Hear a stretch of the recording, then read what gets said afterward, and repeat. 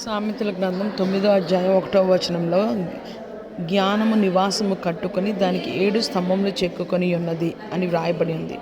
వేదాంత శాస్త్రంలో ఈ 7 స్తంభాలు ఏమని రాయబడి ఉన్నాయి అంటే, ఒకటి దేవుని యందు భయభక్తులు కలిగి ఉండుట, ఇంకొకటి ఉపదేశము, ఇంకొకటి జ్ఞానము, ఇంకొకటి అండర్స్టాండింగ్ అంటే దేవుని గురించి మనకి అవగాహన, డిస్క్రిషన్ అంటే వివేకము లేకపోతే వివేచన, ఇంకొకటి కౌన్సిల్, ఇంకొకటి ఆలోచన, ఇంకొకటి గద్దింపు. ఉపదేశము అని ఎందుకు రాయబడి, ఉపదేశము అసహించుకొని వాడు పశుప్రాయుడని రాయబడి ఉన్నది.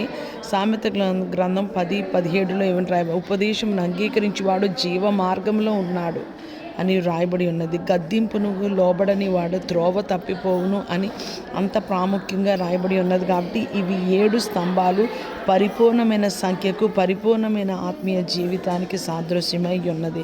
ఈ నూతన సంవత్సరంలో మనం 7 కలిగి ఉన్నామా లేదా? ఒకవేళ లేకపోతే దేవుని కృపా సింహాసనం మీదకి సమయోచితమైన కృప కొరకు వెళ్దాం. ఎందుకంటే భక్తి జీవితం అంటే క్రైస్తవ విశ్వాస జీవితం అసాధ్యం, కానీ మన దేవుడు అసాధ్యాలకు దేవుడని రాయబడింది.